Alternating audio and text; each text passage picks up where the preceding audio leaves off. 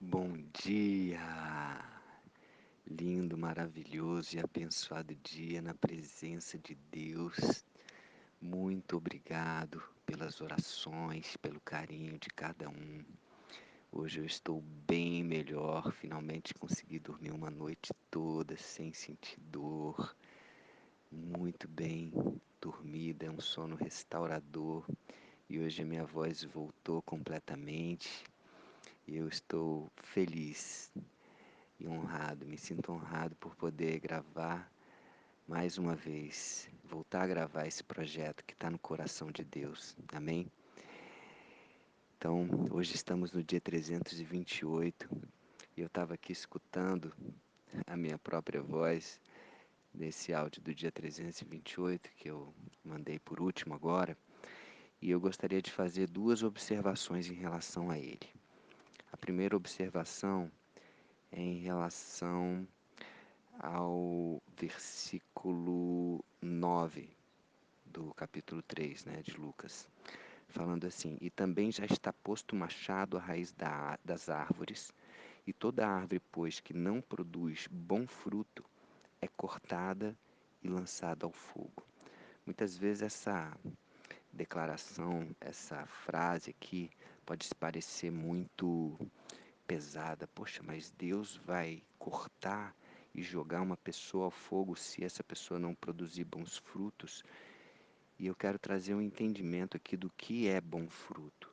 Muitas vezes você fica pensando, então eu tenho que trabalhar, eu tenho que produzir, eu tenho que fazer.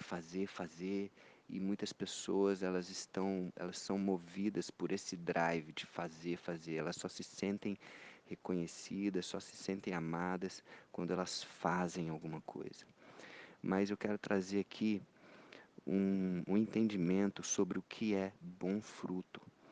Bom fruto, segundo Gálatas, capítulo 5, versículo 22 e 23, diz que o fruto do Espírito Santo é, em primeiro lugar, amor, alegria, paz, longanimidade, bondade, benignidade, fidelidade, mansidão e domínio próprio.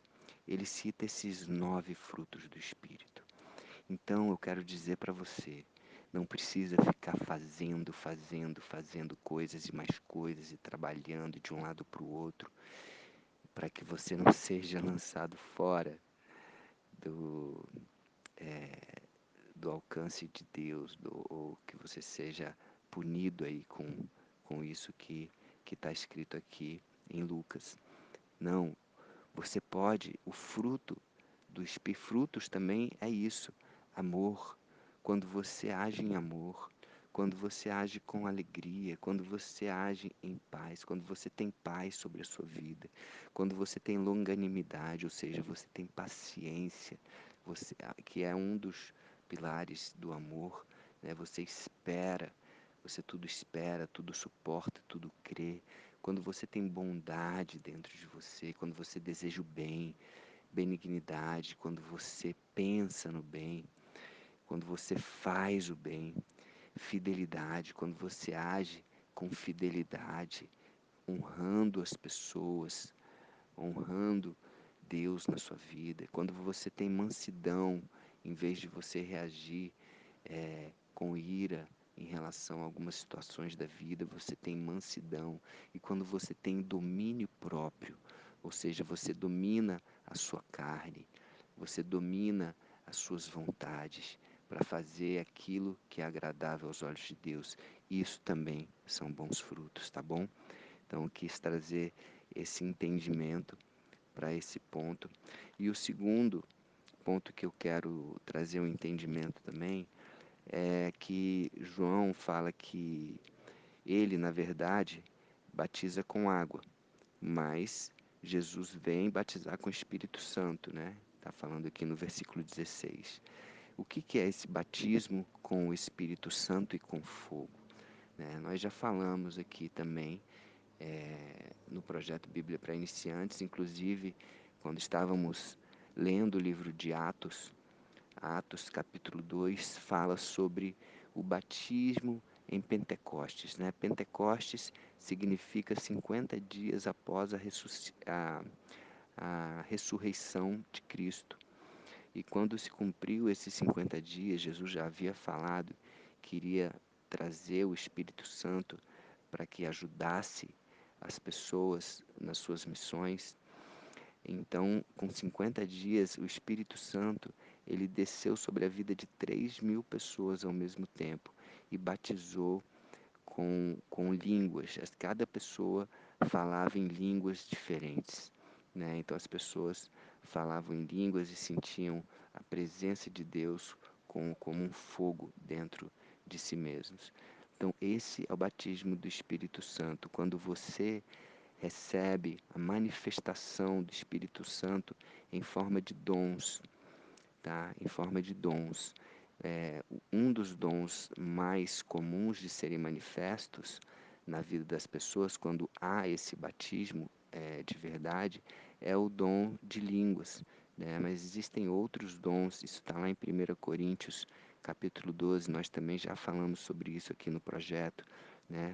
Que são dons de palavra de sabedoria, palavra de conhecimento, dom da fé, dons de cura, dons de operação de milagres, dons de profecia, discernimento de espíritos, capacidade de variedade de línguas, capacidade de interpretar. Então, são vários dons que o Espírito Santo pode manifestar sobre a nossa vida, né? E, logicamente, o maior dom de todos, 1 Coríntios 13, é o dom do amor. Mas quando existe esse batismo do Espírito Santo, normalmente algo que faz as pessoas terem a certeza e a convicção que foram batizadas pelo Espírito Santo é essa questão da manifestação do dom de línguas, né? A pessoa começa a falar a língua dos anjos. Amém? Bom, fazendo essa explicação, vamos voltar aqui para o capítulo 4 de Lucas, continuando. Hoje é o dia 328 do projeto Bíblia para Iniciantes, amém? Bom, falando sobre a tentação de Jesus. Jesus, cheio do Espírito Santo, voltou do Jordão e foi guiado pelo mesmo Espírito no deserto. 40 dias sendo tentado pelo diabo. Nada comeu naqueles dias, ao fim dos quais teve fome. Ou seja, Jesus, depois que foi batizado, logo em seguida, né, batismo nas águas, desceu o Espírito Santo como pomba. O Pai lá do céu falou: Tu és o meu filho amado, em quem me comprazo. Ele foi levado por esse Espírito para o deserto, ficar 40 dias e 40 noites lá, sem comer nada. Lógico que ao fim dos quais teve fome. Lucas faz essa observação aqui, porque era homem. Versículo 3. Disse-lhe então o diabo: Se és filho de Deus, se és o filho de Deus, manda que esta pedra se transforme em pão. Mas Jesus lhes respondeu: Está escrito, não só de pão viverá o homem. Olha como o diabo, ele tenta afetar, tenta destruir a identidade de Jesus. Ele tenta abalar Jesus perguntando se és o Filho de Deus, se és o Filho de Deus, falando sobre a identidade de Jesus. Jesus havia acabado de ouvir do céu uma afirmação do próprio Pai, falando que tu és o meu Filho amado, em quem me comprazo. E a primeira coisa, a primeira frase que o diabo usa na vida de Jesus é essa: se és o Filho de Deus. Quantas vezes o inimigo, quantas vezes você é testado também na sua identidade? Muitas pessoas, quem é você? E muitas vezes ficamos tentando provar para as pessoas quem nós somos. Mas se você tem o conhecimento, a segurança, se você sabe verdadeiramente quem você é, Você não precisa provar para ninguém. Jesus não precisava provar para o diabo aqui que ele era o Filho de Deus, transformando aquelas pedras em pão. Logicamente, o diabo, ele, ele sabia que Jesus podia transformar aquelas pedras em pão de uma forma muito simples. Por isso ele falou isso. E sabia que ele estava com muita fome, porque Jesus era filho de Deus, sim, ele tinha poder, tinha, mas naquele momento ele estava morrendo de fome. Então ele falou: transforma essa pedra em pão se você realmente é o filho de Deus. Mas Jesus sabia quem ele era. E ele falou: está escrito, não só de pão viverá o homem. E ele se referiu às Escrituras, lá em Deuteronômio, capítulo 8, versículo 3. Se você for lá, você vai perceber que está escrito exatamente isso que Jesus falou. Jesus sabia das Escrituras. Logicamente, o inimigo também conhece as Escrituras. Mas que interessante, quando Jesus ele utiliza essa arma que nós depois vamos estudar isso lá em Efésios, que a palavra de Deus ela é uma arma da armadura de Deus. Nós temos acesso a uma armadura, está lá em Efésios 6, e a parte de ataque dessa armadura, que é a espada, é a palavra, ou seja, está escrito, não só de pão viverá o homem. A palavra tem poder. Jesus, ele vai na palavra, por isso a importância também desse projeto e você conhecer a palavra de Deus. Muitas pessoas, elas têm doenças, elas têm problemas, elas têm desilusões, elas têm problemas na vida porque elas não sabem o que está na palavra, elas não sabem a promessa, e quando elas são tentadas por alguma situação, elas não têm arma nenhuma, elas ficam refém, elas não sabem, bom, será que é isso mesmo que Deus queria para mim? Mas não, quando você tem acesso à palavra, você sabe aquilo que Deus quer para você. A promessa de Deus para a sua vida está aqui na palavra. Amém? Por isso da importância de você conhecer profundamente a palavra de Deus para a sua vida. E Jesus conhecia. Essa foi a primeira tentação. A segunda tentação, versículo 5. E elevando-o, mostrou-lhe num momento todos os reinos do mundo. Disse-lhe o diabo: dar-te-ei toda esta autoridade e a glória destes reinos, porque ela me foi entregue, e a dou a quem eu quiser. Olha só, o que o inimigo está falando, e isso é verdade. E a glória do mundo, desses reinos, foi entregue a ele, porque quando Adão e Eva decidiram acreditar em Satanás, ao invés de acreditar em Deus lá no Jardim do Éden, eles decidiram entregar a chave que era deles para o inimigo. Deus tinha entregue a chave do mundo para eles, onde eles poderiam fazer tudo, poderiam comer de praticamente tudo, inclusive eles tinham acesso à árvore da vida livremente. Mas Deus falou: vocês só não podem comer desta árvore do conhecimento do bem e do mal. Mas eles decidiram acreditar na serpente, que era Satanás, através daquela serpente. E eles entregaram para Satanás a chave. E ele está falando aqui: eu tenho, ela foi me entregue, eu dou a quem eu quiser. Portanto, se prostrado me adorares, toda será tua. Mas Jesus lhes respondeu: está escrito. Mesma coisa, ó, está escrito. Ele vai o quê? Na palavra. Jesus contra-ataca com a palavra. O inimigo vem com a palavra e Jesus também contra-ataca com a palavra. Está escrito: ao Senhor teu Deus adorarás e só a Ele darás culto. Isso está lá em Deuteronômio, capítulo 6, versículo 13. Se quiser, vai lá para conferir. Versículo 9. Então o inimigo o levou a Jerusalém e o colocou sobre o pináculo do templo e disse, mais uma vez testando a identidade de Jesus novamente, olha só: se és o Filho de Deus, atira-te daqui abaixo, porque está escrito. Olha o inimigo usando a palavra. Aos seus anjos ordenará a teu respeito, que te guardem. Salmo 91, 11. E eles te sustentarão nas suas mãos para não tropeçares em alguma pedra. Salmo 91, 12. E versículo 12, como Jesus responde. Respondeu-lhe Jesus, dito está, não tentará o Senhor teu Deus. Deuteronômio 6, versículo 16. Não tentarás o Senhor teu Deus. Então é isso.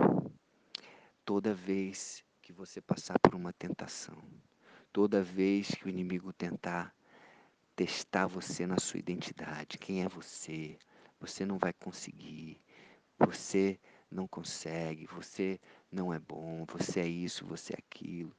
Toda vez que você passar por situações como essa, como Jesus passou, vai na palavra. A palavra ela tem a resposta. A palavra ela tem a força para você não se entregar para a estratégia do inimigo. Amém? Esteja alimentado da palavra. E olha que interessante, Jesus ele fez um jejum aqui de 40 dias e 40 noites, sem comer nada, preparando o espírito. Nós também temos que preparar o nosso espírito. Existe uma luta interna, lá em Gálatas capítulo 5 diz isso.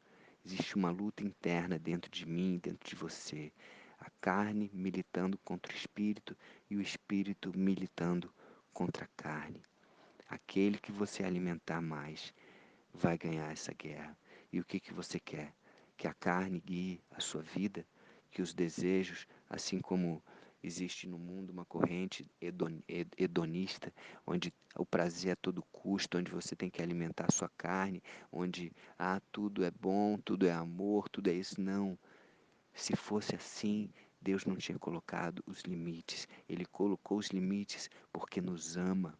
Só que é importante eu e você conhecermos os limites, senão nós vamos deixar o mundo, vamos deixar o inimigo falar mais alto ao nosso ouvido, assim como lá no Jardim do Éden, a serpente falou: não, não é bem assim que Deus quis falar. Não quer dizer que se você comer você vai morrer. Não, ele estava só com medo de vocês ficarem com conhecimento como ele tem. E muitas vezes nós, por falta de conhecimento, deixamos o inimigo falar mais alto e acreditamos nas coisas do mundo. Cuidado, porque existe um sistema diabólico querendo que eu e você acreditemos nas mentiras do inimigo. E isso está nas novelas, está nos programas, está em tudo quanto é lugar. Está bombardeando a nossa mente. Se não nos protegermos, se não conhecermos a vontade de Deus para nós, não conseguiremos nos defender dos ataques malignos de Satanás nas nossas vidas. Amém? Então, que você continue nesse projeto, que você continue buscando a palavra, que você se aprofunde, busque outras coisas também. Eu tenho aqui, por exemplo, nesses dias, inclusive, de consagração, que eu separei aqui, mais ou menos aquilo que Jesus fez, estou fazendo com a minha esposa aqui. Nesses dias eu tenho escutado muito o podcast de um pregador que está tocando muito ao meu coração, chamado Joe Osteen, do Texas, lá de Austin. Procure aquilo que faz sentido para você, procure aquilo que vai te alimentar. Isso tem me alimentado. Eu quero até decidir aqui que eu vou lá conhecer ele, conhecer a igreja, agradecê-lo pessoalmente, porque não tem preço quando pessoas se levantam para ser a voz de Deus nas nossas vidas. Amém? Então, honre também as pessoas que têm sido boca de Deus, voz de Deus na sua vida. E versículo 13, para fechar aqui o dia 328. Passadas que foram as tentações, de toda sorte, apartou-se dele o diabo até o momento oportuno. Então é isso, o diabo ele vai fugir.